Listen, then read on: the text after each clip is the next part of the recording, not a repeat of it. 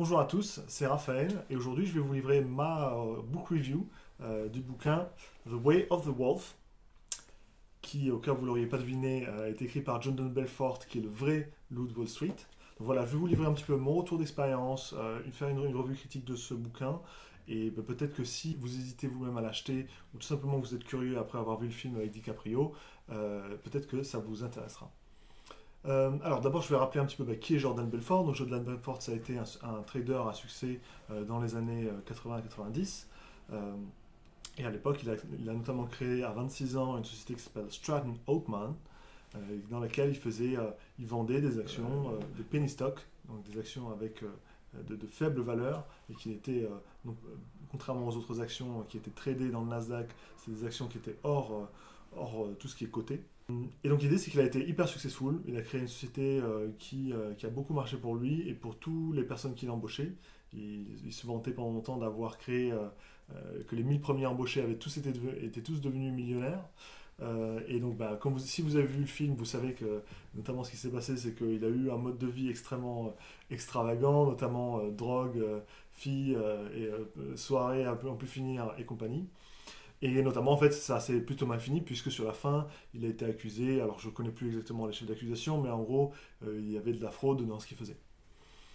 Euh, donc ça, c'est un peu l'histoire de Jordan. Suite à ça, de Jordan Belfort. Suite à ça, il a fait 2 ans de prison, et il en est sorti, il avait quelques dettes. Là aussi, je ne vais pas entrer dans la polémique de savoir s'il a effectivement payé ses dettes ou pas. Je pense que, comme on va pouvoir le voir, en fait, avant qu'il en soit arrivé à frauder, en fait, bien avant, en fait, c'était déjà un excellent vendeur et surtout euh, un excellent coach de vente. Donc c'est là-dessus que moi je vais me concentrer, même si bien sûr j'ai beaucoup aimé le film ça, et que bien sûr je suis navré si il y a eu des victimes de fraude, bien sûr. Mais au-delà de ça, je pense qu'il y a des choses qu'on peut apprendre de ce bouquin. Donc concrètement, qu'est-ce qu'il y a dans ce livre, The Way of the Wolf? L'idée, c'est vraiment un livre dans lequel Jordan Belfort va vraiment expliquer sa méthodologie de vente et celle qui lui a permis effectivement de prendre des gens, des nouvelles recrues et d'en faire des super vendeurs. Et donc concrètement, en quoi consiste cette méthodologie? Alors, une des premières choses qui est importante dans ce bouquin et sur lequel Jordan Belfort met l'emphase, c'est l'importance du delivery. Et ça, c'est quelque chose que j'adore. Parce que beaucoup de bouquins sur la vente vont vous dire il faudrait que vous dites ça, dites telle ligne à votre client, posez-lui telle question. Oui, mais le problème, c'est que la manière de la poser, cette question, ça peut faire que c'est une question qui fait complètement sens et que le client accepte auquel le client va répondre, ou ça peut au contraire mettre un malaise, ça peut être mal perçu, ça peut être mal compris. Et donc notamment, il met beaucoup l'accent sur les intonations. Et quelle intonation mettre avec quelle phrase. Et ça, je trouve que c'est quelque chose qui est brillant, parce que dans mon expérience en tout cas, j'ai déjà vu de très nombreux commerciaux qui n'avaient pas des questions très pertinentes dans le texte, mais qui par contre avaient un bon delivery. C'est-à-dire que la manière dont il le disait avec de l'aplomb, avec de la confiance, ou avec beaucoup d'empathie, et ce qui faisait que le client, in fine, répondait. En revanche, ça m'arrivait moi-même de poser une question, mais qui était intellectuellement super intelligente, mais ça fait un gros flop parce que je le dis pas de manière appropriée, ou pas de manière assez confiante, ou pas avec assez d'empathie, ou trop tôt dans la conversation, etc. etc. Donc voilà, donc cette importance du delivery et de l'intonation de la voix, et donc il donne quelques guides. Alors c'est quelque chose que j'aime beaucoup, en même temps je trouve que c'est aussi une des limites du livre, c'est que c'est un livre, donc personnellement même il a beau s'efforcer d'expliquer quelle est de décrire au mieux ses intonations. Il y a certaines pour lesquelles je suis toujours pas sûr d'avoir compris. Je sais qu'il a fait l'effort de mettre le lien vers certaines vidéos, mais pour l'instant, en tout cas, au moment où j'ai lu ce livre, je n'ai pas trouvé le lien vers ces vidéos. Donc petite frustration de ce côté-là, mais n'empêche que c'est des choses qui, moi, m'ont été assez utiles. Autre chose sur laquelle Jordan Belfort met beaucoup l'emphase, c'est l'idée de la première impression. Mais on ne parle pas carrément des 30 premières secondes, c'est littéralement les 4 premières secondes, d'après lui, sur lesquelles on se fait une idée sur quelqu'un. Et donc il dit qu'il faut être sharp as a tack. Je sais pas trop comment traduire ça, mais l'idée c'est que voilà, il faut être sharp. Je sais pas comment le traduire. Je vous laisse libre d'interpréter ça comme vous souhaitez. Oui, là, c'est d'être pertinent, peut-être de montrer qu'on est quelqu'un qui est un expert. Voilà, être pertinent, être un expert, être quelqu'un qui est enthousiaste dès les premières secondes pour que le client se dise ok, je vais laisser une chance à cette personne. Toute une partie du bouquin est aussi consacrée à la version de Jordan, une version de NLP, en fait, de Neural Linguistic Programming, programmation neurolinguistique, où en gros, concrètement, pour faire simple, hein, c'est comment Jordan Belfort, avant un call, avant une présentation client, va se mettre dans un state, donc dans un état d'esprit, dans un état physique, qui soit optimal pour vendre. Donc typiquement, vous imaginez bien que si vous voulez vendre à quelqu'un, il faut être relativement enthousiaste, relativement à l'écoute, relativement confiant, et donc si vous arrivez dans un call en étant démotivé, ne croyez pas en vous, ne croyez pas en votre produit, forcément votre capacité à vendre va être beaucoup plus faible. Donc là, l'idée, c'est comment on maximise cet état d'esprit, et qui est même plus un état physique. Hein. C'est difficile de traduire le mot state en français, je trouve qu'il n'y a pas trop de traduction, mais comment on se met dans le bon state pour vendre, en fait. C'est une partie auquel je crois. Les méthodes qu'il suggère, c'est pas forcément celles qui me parlent le plus à moi, mais en tout cas, je trouve que c'est un sujet important, et peut-être que là aussi, vous, en lisant le livre, vous trouverez ces techniques plus importantes. Mais voilà, notamment l'idée, c'est que on essaie de se mettre dans une situation émotionnelle, et puis d'amplifier cette situation émotionnelle, donc de confiance, typiquement, jusqu'au point où on est vraiment super confiant avant de commencer un call. Voilà. Après, des choses qui me semblent, qui à mon avis sont les plus intéressantes dans ce livre, c'est notamment quel est le script, quel est le discours qui va permettre de vendre et qui va permettre de closer. Et ça, c'est là où je trouve qu'il a une approche là aussi qui est très spécifique, très pertinente, et qui est très simple. Et c'est quelque chose qui met beaucoup en avant dans ce système, c'est que beaucoup de méthodes de vente qui sont très sophistiquées, mais dans la vraie vie, vous savez, les commerciaux, ils ont peu de temps pour s'entraîner. Parfois, certains sont inexpérimentés.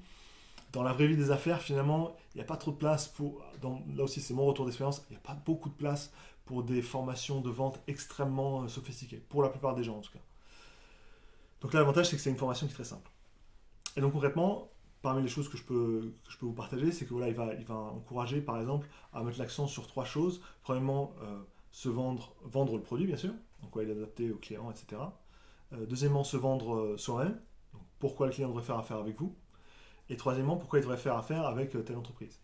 Et donc ça, je pense que c'est intéressant, parce que là aussi, la plupart des méthodes de vente, il faut mettre beaucoup l'accent sur comment vendre le produit, mais le fait est que les clients, ils vous achètent aussi vous. Et à nombreuses reprises dans ma carrière, en tout cas, je me suis rendu compte que je pouvais avoir un produit qui était pas mal, mais les gens achetaient surtout le fait que je les avais compris, que je les avais écoutés, que je les avais conseillés. Donc ils m'achetaient moi, entre guillemets, donc mes services, mon conseil, mon approche, ma démarche commerciale, la relation qu'ils avaient avec moi. Et aussi, souvent, ils achètent l'entreprise, et je pense que ça, c'est particulièrement vrai pour les entreprises dans lesquelles j'ai travaillé, où on avait une marque qui était très forte dans le secteur, que les gens connaissaient, et au-delà du produit, au-delà de moi, ce qu'ils achètent aussi, c'est une marque, et c'est une relation avec une entreprise sur laquelle, typiquement, ils peuvent compter s'ils ont des questions, etc. Donc ça me semble intéressant. Autre points qui sont intéressants dans le bouquin. Donc sa méthode, il l'appelle straight line selling. Et dans straight line selling, un des aspects, c'est de se dire, en fait, les clients, ils vont acheter. Pour acheter, il faut qu'ils soient sur ces 3 critères. Donc, à quel point ils sont convaincus du produit, à quel point ils sont convaincus du vendeur, et à quel point ils sont convaincus de l'entreprise. Il faut que sur ces différents critères, si on les échelonne de 0 à 10, 10 étant je suis sûr d'acheter, et 0 étant je suis absolument pas sûr d'acheter. Si sur ces 3 critères on est quelque chose entre 7 et 10, voilà, il y a forcément un palier, un seuil à partir duquel le client va passer à l'action, en fait, et acheter le produit. Et donc l'idée, c'est comment est-ce qu'on fait pour booster chacun de ces critères jusqu'au moment où c'est suffisant pour que le client passe à l'action. Et lui, la manière dont il le fait, c'est il appelle ça par loop, donc par boucle. C'est-à-dire que si le client est à un niveau peut-être 5, il va dire ok, super, et il va repartir dans son pitch où il va redire pourquoi vous devriez faire affaire avec moi, redire pourquoi vous devriez faire affaire avec l'entreprise, redire pourquoi le produit est bien. Avec différents angles et différents arguments, bien sûr, mais l'idée, c'est que tout simplement, là où d'autres techniques de closing peuvent être plus complexes, là, l'avantage, c'est simple, c'est que finalement, on réinsiste sur ces 3 points-là. Parce que finalement, souvent, quand vos clients vont vous dire je dois réfléchir, je dois demander l'avis à quelqu'un d'autre, c'est trop cher, etc., in fine, si ces 3 critères sont remplis et sont suffisamment hauts, les autres objections vont s'effondrer naturellement par elles-mêmes. Vous voyez, donc c'est un angle intéressant, je trouve, pour le closing, et c'est des choses que moi j'utilise là aussi assez fréquemment. Quelque chose que j'utilise beaucoup aussi et dont il parle, c'est la notion que quand un prospect ou un client s'apprête à prendre une décision d'achat, il va faire 2 simulations dans sa tête. Quel est le meilleur scénario possible et quel est le pire scénario possible. Et souvent, malheureusement, il peut y avoir des clients qui vont comment dire, sous-estimer le meilleur scénario possible et surestimer le scénario catastrophe. Donc typiquement, vous pouvez vendre un produit qui est relativement simple, qui marche relativement bien, et puis votre client se fait des films et se noie dans un verre d'eau en estimant que ça va lui apporter... des fois, quand j'entends mes prospects, j'ai le sentiment qu'ils sont proches de penser qu'ils vont faire faillite en achetant mon produit. Et je touche du bois, mais a priori, pour l'instant, ça m'est jamais encore arrivé. Donc voilà, effectivement, parfois, quand on a une décision d'achat, on amplifie trop le scénario du pire. Et moi-même, quand je prends des décisions d'achat, même des décisions de dizaines d'euros, hein, je me rends compte que c'est effectivement un scénario que je passe dans ma tête. C'est quoi le scénario du pire? Donc, scénario du pire, ça peut être, bon, bah, peut-être que je vais me tromper, peut-être que c'est pas le bon produit, peut-être que je vais acheter le produit et que je vais pas être satisfait. Peut-être que si j'ai quelqu'un d'autre qui me dit que je me suis trompé, je vais passer un peu pour un idiot. Donc, ouais, ce genre de choses. Et donc, il explique comment, justement, aider le client et le guider à mesurer correctement et raisonnablement le scénario du pire et le meilleur scénario. Euh, donc je crois d'ailleurs que ce qu'il faisait dans la vraie vie et ce qui est un des passages du film pour le coup, c'est que notamment il dit bon bah voilà, je vous vends ce produit, cette action qui est super parce que c'est une société pharmaceutique qui vient de sortir un super brevet, etc., etc. Dans le pire des cas, si jamais les résultats que je vous ai promis ne sont pas atteints, bah, au moins vous savez que vous avez un trader, vous avez une relation avec un trader sur qui vous pouvez compter, avec qui on aura créé une relation, et ça vous permettra d'avoir un peu de vous être mis le pied à l'étrier sur ce sujet d'acheter des actions. It's not going to make you rich, and it's not going to make you poor. But what this trade will do is serve as a benchmark for future business, Kevin. Do you feel comfortable with me now, Scott? And then you'll know for sure that you finally found a broker on Wall Street that you can trust and who can consistently make you money. Sound fair enough?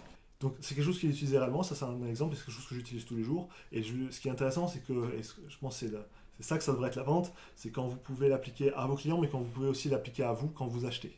Et je sais qu'il y a beaucoup de décisions où finalement je me dis, bon, c'est quoi le best case, c'est quoi le best case scenario, worst case scenario, et ça m'aide à prendre des décisions en fait. Et souvent je me rends compte que la plupart des décisions d'achat, worst case scenario, est pas si grave. Voilà. Quoi d'autre? Donc ouais, pour résumer, moi ce que j'aime dans ce bouquin, c'est le fait d'insister sur le delivery, sur l'intelligence émotionnelle, le fait d'avoir un processus qui est relativement simple.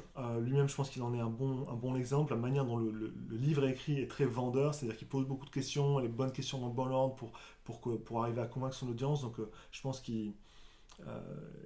en anglais on dit you put your money where your mouth is. J'ai pas trop de traduction pour ça, mais en gros, quand il dit quelque chose, il le fait, quoi. Et notamment dans ce bouquin, il est bien écrit, il est très convaincant de ce côté-là. Ce que j'aime beaucoup, voilà, c'est plus les différentes méthodologies dont j'ai parlé. Ce qui me manque peut-être à ce bouquin, je trouve, c'est peut-être un petit peu, justement, l'aspect sur les intonations, qui sont difficiles à lire sur un livre, forcément. Peut-être un peu plus de perspective sur d'autres cycles de vente. Il a été hyper successful sur un cycle de vente qui est la vente d'actions. Et je sais qu'il a d'autres exemples dans lesquels il démontre qu'il a aussi été successful dans d'autres ventes. J'en suis conscient et Mazel Tov est sans doute bien meilleur que moi. Il n'empêche que je trouve qu'il balaye un peu vite les autres cycles de vente qui existent dans la vraie vie. Typiquement dans les entreprises dans lesquelles j'ai travaillé, parfois on doit faire parfois on doit faire 5 rendez-vous avant d'arriver à une vente. Et lui, en fait, il balaye ça assez simple de manière assez simple en disant si vous travaillez dans une entreprise dans laquelle il faut plus de 2 rendez-vous, vous devriez quitter l'entreprise. Et c'est peut-être un conseil qui est très pertinent, mais le fait est que pour beaucoup de commerciaux, on ne peut pas refaire le cycle de vente. Donc, si vous n'avez pas la possibilité de bouger dans une autre boîte ou que vous ne voulez pas, etc., c'est là où je trouve que j'aurais aimé peut-être un peu plus de recul, de perspective, et peut-être qu'ils prennent ce sujet peut-être un peu plus au sérieux, peut-être qu'ils se prêtent un peu plus à des expérimentations là-dessus, peut-être qu'ils essayent sa méthodologie dans d'autres cycles de vente, plutôt que simplement de dire bon en fait il faut changer de boîte. Ça m'a semblé un peu peut-être rapide comme conclusion. Au-delà de ça, franchement, voilà, d'un point de vue pour comprendre la psychologie de mon acheteur, pour avoir une bonne intelligence émotionnelle, Et de manière générale, c'est des méthodologies que je me suis mis à utiliser vraiment presque inconsciemment maintenant dans les conversations que j'ai avec mes clients. Donc, in fine, oui, je recommande fortement ce bouquin. Achetez-le, je dirais. Achetez-le, je pense que c'est d'autant plus applicable si vous êtes dans le B2C, si vous avez des cycles de vente relativement courts. Mais la psychologie de l'acheteur, c'est quelque chose qui restera toujours vrai, peu importe à qui vous vendez. Donc voilà, c'est mon opinion en tout cas sur The Way of the Wolf. J'espère que ça vous a plu. Si vous achetez le bouquin sur la base de mes recommandations, j'espère que ça vous plaira aussi. Laissez-moi un commentaire, laissez-moi un like si vous avez aimé cette vidéo, partagez-la à d'autres. Et voilà, posez-moi vos questions si vous en avez, je serais curieux de savoir s'il y a des sujets qui n'ont pas été traités, quels autres livres vous souhaiteriez que je commente, que je critique. Et voilà, je vous souhaite une excellente journée et je vous dis à très bientôt.